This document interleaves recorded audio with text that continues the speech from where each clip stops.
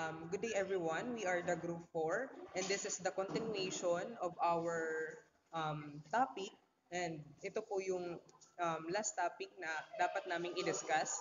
And nauna na po yung dalawang topic, which is the natural climate variability, and the next one is anthropogenic climate change. So this is the last topic that we have to report the categories of air pollutants.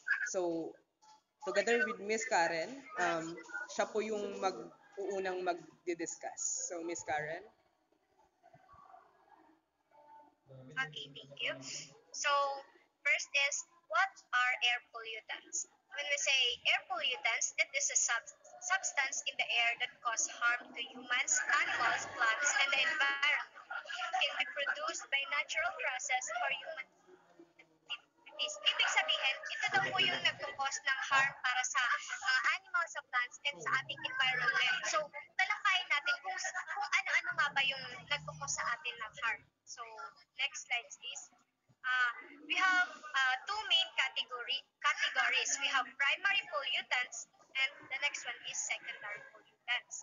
When we say primary pollutants, pollutants directly emitted into the air from a source released by vehicles, factories, volcanoes, forest fires, etc. So sabi dito, ito daw po yung diretsang lumalabas mula sa usok ng mga sasakyan, sa mga pabrika, volcanoes, directly po siya. Walang nangyayaring chemical process.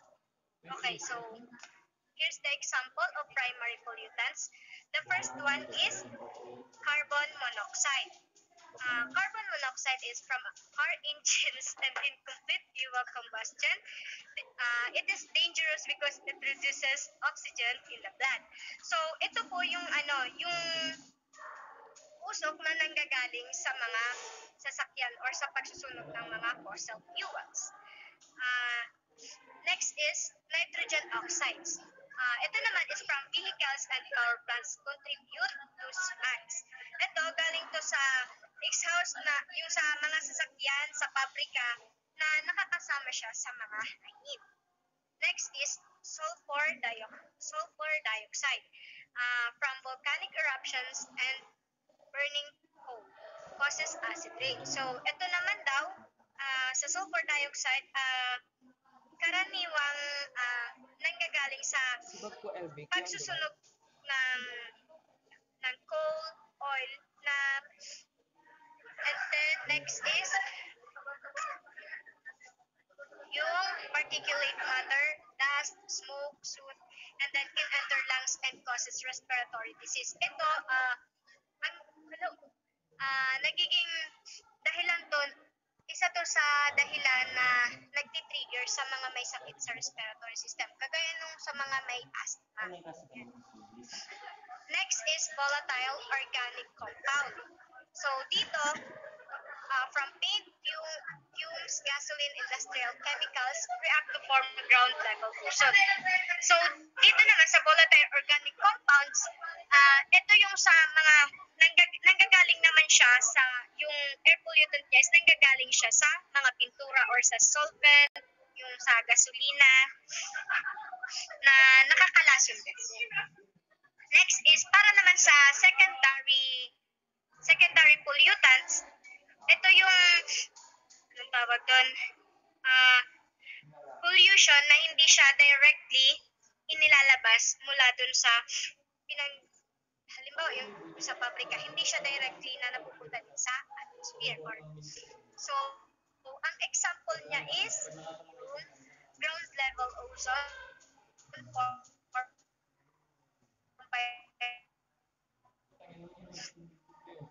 nitrogen oxide.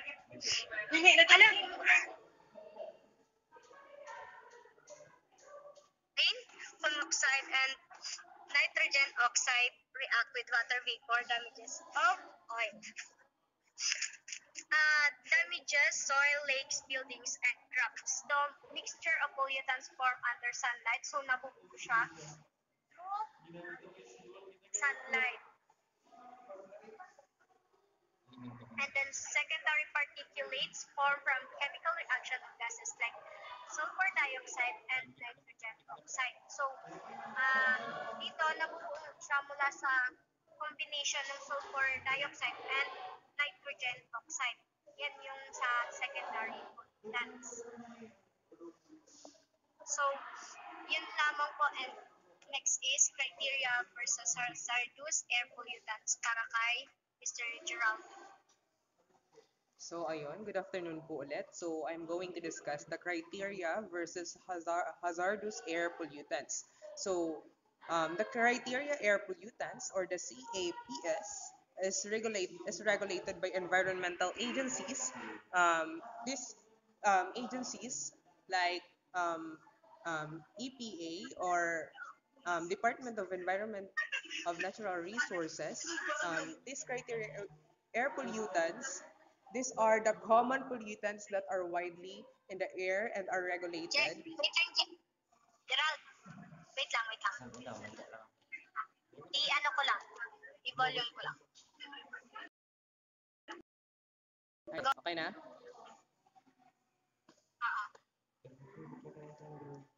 So, good afternoon po ulit. So, I'm going to discuss the criteria of air pollutants and hazardous air pollutants. So, when we say criteria air pollutants, these are the common pollutants that are widely found in the air and are regulated by environmental agencies like Department of Environment for Natural Resources.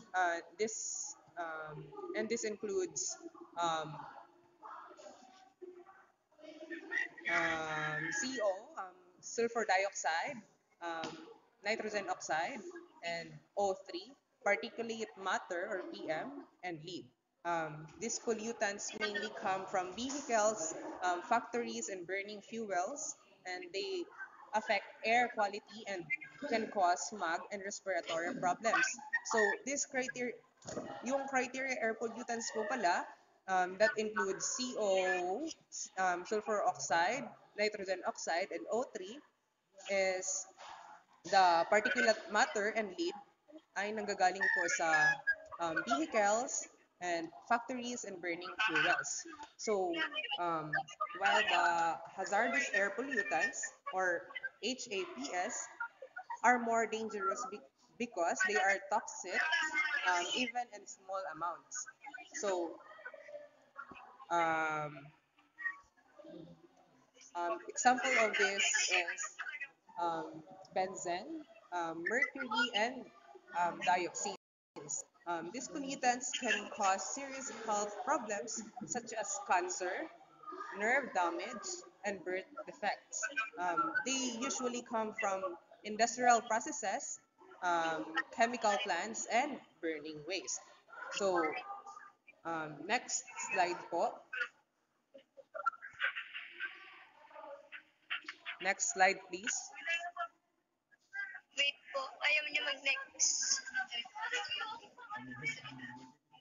So, the next one is the natural versus anthropogenic pollutants. When we say natural resources, some air pollutants come from nature, such as volcanic eruption, releasing of sulfur dioxide, forest fire, producing carbon oxide, and particulate matter, or PM. And dust storm, bringing large amount of particles into the air. These events happen naturally and can temporarily worsen air quality. So kapag natural resources is happen naturally. And the next one is human resources. When we say human resources, from vehicles, power plants, factories, burning fossil fuels. So, sa human sources po, or pwede natin tawagin anthropogenic, most air pollution comes from human activities like vehicles. So, sa paggamit natin ng mga sasakyan, operating power plants like sa mga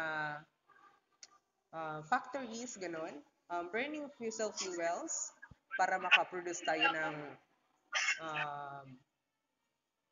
petroleum, and these activities release large amount of harmful gases and particles into the atmosphere. So next po, next slide. So ayan, effects of pollutants. In human health, the effect is lung cancer, and heart diseases. Pol- Um, in human health, air pollutants can enter our lungs and bloodstream, leading to asthma, lung infection, heart diseases, and even lung cancer. Children and elderly people are the most vulnerable. So, um, yung air pollutants is nakaka-apekto po sa ating health, and most vulnerable po yung mga taong matatanda or yung mas mga bata. And the next one is the environment. The effect of air pollutants to the environment. We have acid rain, damage forests, and smog. So, environment, pollutants like sulfur dioxide and nitrogen oxide cause acid rain, which damage forests, soil, lakes, and buildings. Also, smog reduces visibility and harms plants. And the last is the climate. Nakaka-apekto po yung naapektuhan po yung climate. Some pollutants act as greenhouse gases. So some pollutants such as carbon dioxide and methane act as greenhouse gases. They trap heat in the atmosphere and contribute to the global warming and climate change. So ito po yung mga nakakaapekto, yung naaapektuhan yung human health, environment, and climate. So, yun lang. Yun lang po. May slides pa po ba?